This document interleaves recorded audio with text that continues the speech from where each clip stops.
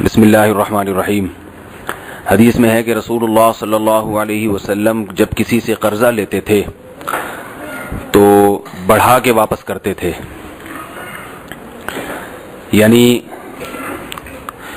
کوئی بھی چیز کسی سے بطور قرضہ کے لیے، کوئی پیسے لیے، دراہم دنانیر وغیرہ، تو آپ صلی اللہ علیہ وسلم جب لوٹاتے تو کچھ اس میں اضافہ کر دیتے تھے۔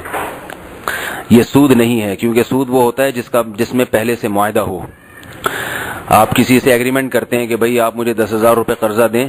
اور یہ میرا آپ سے معاہدہ ہے کہ میں 10,000 کے آپ کو 11,000 دوں گا، تو یہ 1,000 سود ہو جائے گا۔ لیکن اگر پہلے سے معاہدہ نہ ہو اور آپ اپنی طرف سے لوٹا کے اس کو اضافی رقم دے دیں تو یہ احسان ہے، ثواب ہے، کیونکہ اس نے آپ کے ساتھ احسان کیا، آپ کو ضرورت تھی، وقت پر اس نے آپ کی مدد کی۔ تو اب اللہ کے نبی صلی اللہ علیہ وسلم کی عادت کریمہ تھی کہ آپ صلی اللہ علیہ وسلم اس احسان کا بدلہ بڑھا کے لوٹایا کرتے تھے۔ یہ بھی معاشرت کے آداب میں ایک بہت بہترین ادب نبی صلی اللہ علیہ وسلم نے بتایا ہے، اور اس عادت سے بھی ہمارا معاشرہ بالکل محروم ہے۔ ہوتا کیا ہے کہ جب آپ کسی موقع پر مدد کرتے ہیں، کوئی قرضہ وغیرہ آپ اس کو دے دیتے ہیں،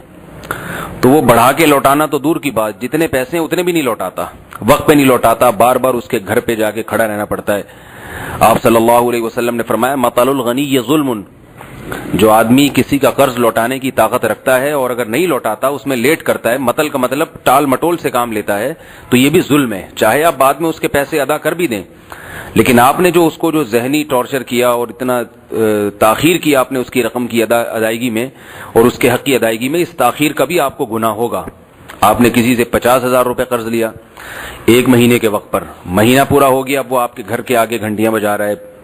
فون کر رہا ہے، آپ فون نہیں اٹھاتے، کبھی آپ فون اٹھاتے ہیں تو اس کو بہانے کرتے ہیں آپ، اور بالآخر کچھ دنوں کے بعد آپ اس کو اس کے پیسے لوٹا دیتے ہیں۔ تو آپ یہ نہ سمجھے کہ میں نے پیسے لوٹا کر اس کا بدلہ چکا دیا ہے، بلکہ یہ جو آپ نے 1 مہینہ 1.5 مہینہ اس کو پریشان کیا ہے،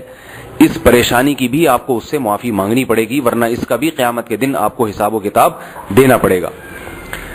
تو ہمارے نبی کی تعلیم تو بالکل اس کے اپوزٹ ہے، وہ یہ کہ وقت پہ بھی چیز ادا کرو، قیمت۔ حدیث میں آتا ہے کہ آپ صلی اللہ علیہ وسلم جب کسی سے وعدہ کرتے تھے کہ میں تمہیں یہ چیز فلاں مقام پہ لوٹاؤں گا، تو اس جگہ جا کے کھڑے ہو جایا کرتے تھے، اور بعض مرتبہ آپ صلی اللہ علیہ وسلم نے 3 دن انتظار کیا ہے اس کا، کہ جس کو واپس چیز لوٹانی ہے۔ ہم کیا کرتے ہیں، ہم نے اگر وعدہ کیا کہ میں فلاں جگہ پہنچا دوں گا، اب ہم گئے اور وہ نہیں ہے تو خوش ہو کے بھاگ جاتے ہیں وہاں سے کہ چلو ہمارا تو فرض ادا ہو گیا، اول تو جاتے ہی نہیں ہم۔ تو جو لوگ دیندار ہیں، آپ صلی اللہ علیہ وسلم کی زندگی میں اپنے لیے نمونہ سمجھتے ہیں، ان کو چاہیے کہ جیسے ہم نماز میں نبی کو فالو کرتے ہیں، ہم روزے میں نبی کو فالو کرتے ہیں، ہم حج اس لیے کرتے ہیں کہ نبی نے کیا ہے،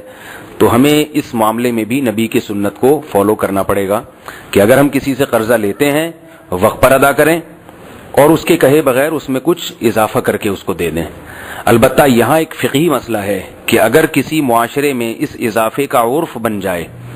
یعنی کسی علاقے میں یہ دستور بن جائے کہ جو بھی رقم لیتا ہے وہ اضافہ کر کے ہی واپس دیتا ہے،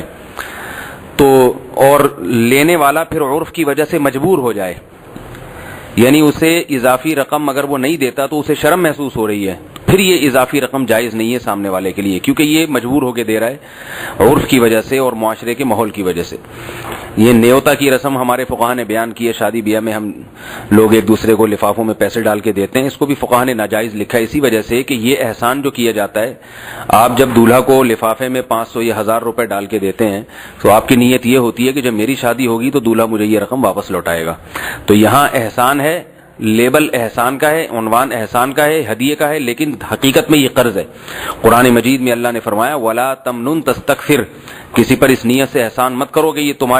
تم پر بھی احسان کرے گا اور تمہیں پھر لوٹا کے واپس لوٹائے گا۔ اس نیت سے کسی کو دینا کہ یہ مجھے زیادہ رقم واپس کرے، یہ حرام ہے، گناہ ہے، جائز نہیں ہے۔ تو اس لیے شادی بیاہ کی رسومات میں جو پیسوں کا لین دین ہوتا ہے اس کو ختم کرنا چاہیے، اور نبی صلی اللہ علیہ وسلم کی جو سنتیں ہیں جن میں سادگی ہے ان کو اختیار کرنا چاہیے۔ اور آخر میں خلاصہ دوبارہ اس حدیث کا سنا دوں کہ جب آپ کسی سے قرضہ لیں تو اگر ہمت ہو تو اسے تھوڑا سا بڑھا کے واپس کر دیں۔ اللہ تعالی عمل کی توفیق عطا فرمائے۔